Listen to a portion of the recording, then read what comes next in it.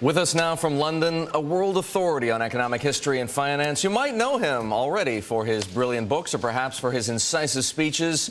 Now you'll know him as a contributing editor here at Bloomberg Television. I'm delighted to welcome back Niall Ferguson. Niall is the Tisch Professor of History at Harvard, the author of The Ascent of Money, Colossus, The Rise and Fall of the American Empire, and most recently, Civilization, the West and the Rest. He's currently the Philippe Roman Visiting Professor at the London School of Economics. Niall, good to see you. Hi, Erik. How are you doing? Doing well. Let's start with Dominique Strauss-Kahn and the future of the IMF. Tell me, in your opinion, how important is this decision? Who ultimately leads the IMF when Dominique Strauss-Kahn is no longer the managing director? Well, you know, we hear a lot of talk about black swans. This was a real black swan. Everybody thought they had figured out the Greek sovereign debt crisis. What they hadn't bargained for was that before he got to Berlin for meetings which were clearly very important with the German Chancellor, Angela Merkel, Dominique Strauss-Kahn would get himself arrested and charged with rape. And it has left, I think, something of a vacuum of power in the international financial system. Remember, leaving aside the details of this scandal, let's focus on the finance.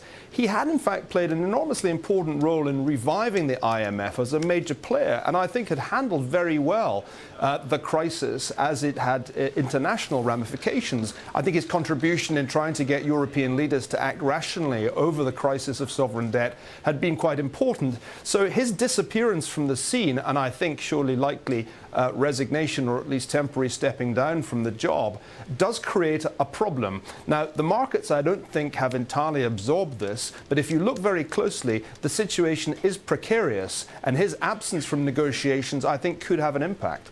Okay, could have an impact. The markets haven't absorbed it. What exactly haven't they absorbed? What kind of impact are you anticipating, Niall? Is it the uncertainty as to what the IMF may do under a new leader, or is it who that new leader might be? Should it be somebody? Should this, for example, be a catalyst for a reordering of the multilateral power structure and have somebody from a developing market end up running the IMF? Well, one hears this argument very often, and I think under other circumstances it would make sense to revisit the old tried and tested rule whereby this is a job for a European and the World Bank is run by an American. But you need a European at this moment. This is a really critical situation that we have in Europe right now. I have just come back from Berlin. My impression is that there is almost no political appetite in Germany right now for further bailouts or generosity towards Greek, or for that matter, other sovereigns in difficulty.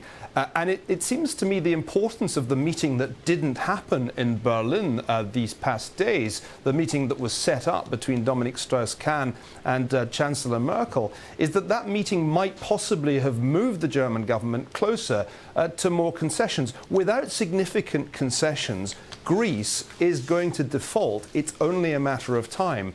And I think at this point to take the IMF and give it to a leader with no European heft, with no European leverage, could be a really major mistake. There's never been a more important time, almost in our lifetimes, for the IMF to sort out European problems. For most of its career, it wasn't concerned with Europe. The IMF was really for developing countries that got into payments difficulties. Right now, the biggest challenge the IMF faces is a sovereign debt crisis in Europe that is not over and could blow up not just sovereigns, but European banks. And my big worry is that the Germans don't fully appreciate the systemic nature of the Greek crisis and the contagion that could spread if there's a disorderly default in Athens. And I think that could happen very, very soon.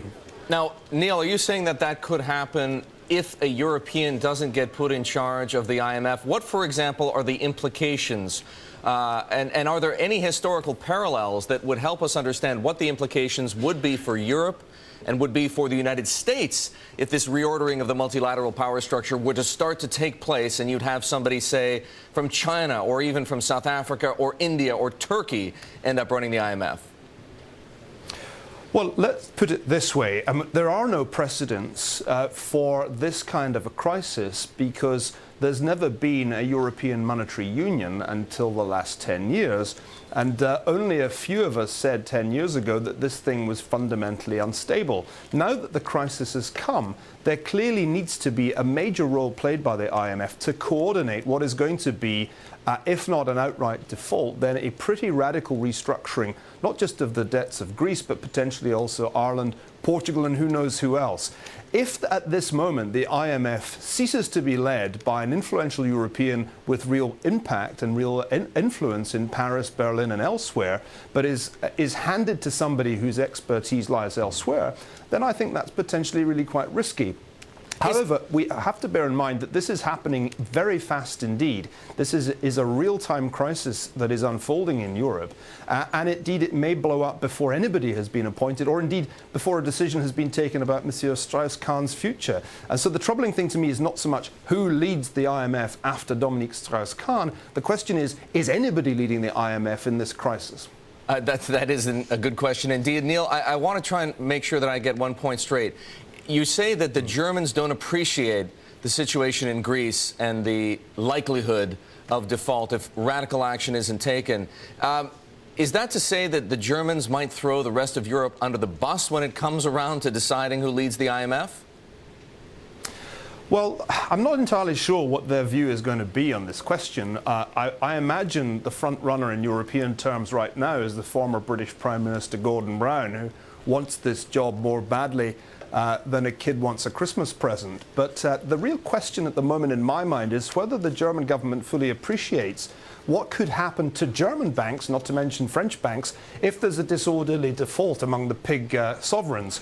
That the trouble is, and it's very clear if you go to Berlin, the ordinary German voter doesn't realize that Germany has skin in the game. To the German voter, this is just a question of handing money to indolent Greeks and feckless Irishmen. And they don't see that because the German banks loaded up on Greek and other pig sovereign debts in the good times, there's a vulnerability within Germany to this crisis. And I think it's been a great failure on the part of the German government that they've not explained this very well to their own voters. The German government's also in a position of great weakness right now. They have been losing regional elections in an extremely troubling way. Their own coalition partners, the FDP, are in great difficulty.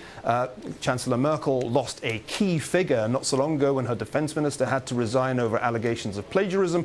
The political weakness that is at the heart of Europe right now is, I think, the single biggest reason why the sovereign debt crisis could worsen. Because without German willingness to act, this thing begins to drift into really dangerous water. Interestingly, just the other night, I heard former Chancellor Helmut Kohl very openly criticizing Chancellor Merkel for not taking the kind of action that he took when he was in power, which was always extraordinarily generous towards the weaker brethren within Europe. I mean, Kohl's attitude was, we're going to have European integration, and if Germany has to write the checks, so be it. That's not the attitude in Germany today. Indeed, in Berlin, they basically say we've written enough checks to the Greeks. Let's talk about what's happening here in the United States. All of the attention in Washington is on the deadlock over the debt ceiling and what it means for the deficit debate. Is the deadlock a good thing or a bad thing in your mind? I think it's a very bad thing. There's the sight of American politicians playing Russian roulette with America's creditworthiness is really a very troubling sight indeed. After the S&P downgrade, this is no time for shadow boxing, for political point scoring. The U.S. has got to get serious about getting its fiscal house in order before that. But Neil, I have to interject here because isn't that the point? Isn't that the point of what the Republican Party is trying to do, to get the United States to be serious about deficit reduction? That's why they're holding the debt ceiling hostage to the deficit discussions. Well, I'd like to say that I agree with the strategy. It seems to me both parties took significant steps forward to seriousness after Paul Ryan's plan was published and we finally got some serious response from President Obama. But I think the risks really are much greater than many in Washington appreciate. The United States is much closer to the cliff edge, the moment at which it loses its fiscal credibility than people realize. And that's my cause for concern. Neil, it's wonderful to have you as a contributing editor here on Bloomberg. You'll be seeing much more of him.